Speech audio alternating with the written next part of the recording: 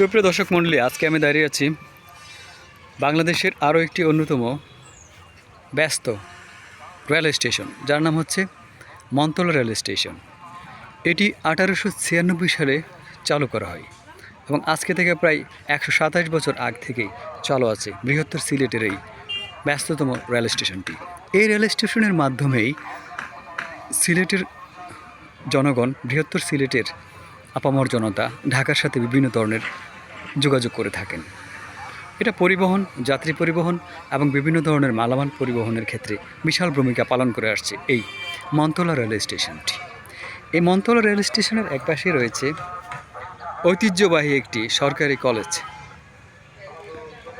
সুলতানুল আউলিয়া হজরত শাহজালাল রাদিয়াল্লাহের নাম অনুসারে এই কলেজটির নামকরণ করা হয় হজরত শাহজালাল সরকারি কলেজ মন্তলা।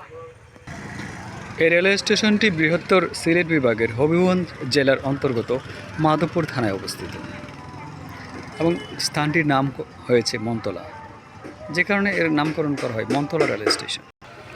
রেলওয়ে স্টেশনের পাশ দিয়ে বয়ে গেছে একটি রাস্তা, যেটি ঠিক একদম সোজা পূর্ব দিকে চলে গিয়েছে। যেহেতু রেল স্টেশনটি পূর্বাঞ্চলে অবস্থিত, তাই রাস্তাটি সোজা একদম বাংলাদেশের শেষ সীমানা ত্রিপুরা কাছাকাছি চলে গিয়েছে, যেখানে রয়েছে হিন্দুস্তান বা ইন্ডিয়া।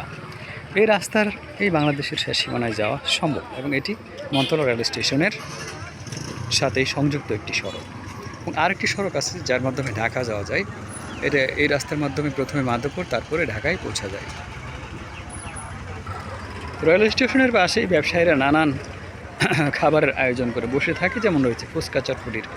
গ্রামের মানুষ কিন্তু রেল স্টেশনে এসে আড্ডা দিয়ে থাকে, রেল লাইনে বসে তাদের দুঃখ কষ্ট নিয়ে আলাপ আলোচনা করে থাকেন। যাত্রীরা আনমনে বসে থাকে যে কখন ট্রেন আসবে, কখন ট্রেন দিয়ে তারা চলে যাবে তাদের নির্ধারিত গন্তব্যে।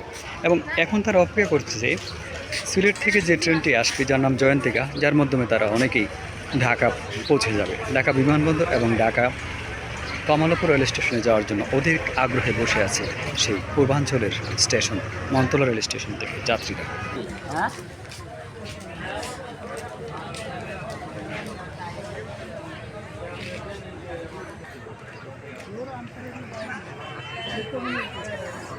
বৃহত্তর সিলেটে অবস্থিত পূর্বাঞ্চলের রেল স্টেশনটি হলেও এখানে দেশের বিভিন্ন স্থান থেকে যাত্রীরা যাতায়াত করে থাকে। এখানে ঢাকা থেকে বিভিন্ন যাত্রীরা তাদের বাড়িতে আসেন এবং সেখান থেকে আবার পৌঁছে যান তাদের সেই গন্তব্যে। এই কারণে 1896 সাল থেকেই এই রেল স্টেশনটি সেবা দিয়ে যাচ্ছে অবলীলায় এবং একটি রেল স্টেশন দিয়ে একটি এলাকার অর্থনৈতিক উন্নয়নে বিশাল ভূমিকা পালন করে, সেটি কিন্তু আজকের এই মন্তলা রেল স্টেশন থেকে খুব সহজেই বোঝা যায়।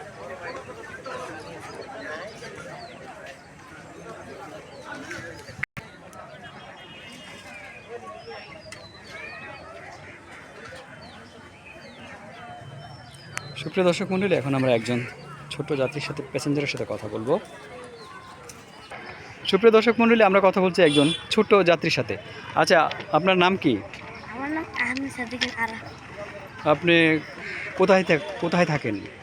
আমি ঢাকায় থাকি। এখন কোথায় যাচ্ছেন? আমি এখন আমার বাসায় যাচ্ছি। আচ্ছা, তাহলে মানে আপনি কোথায় এখানে কি বেড়াতে এসেছিলেন?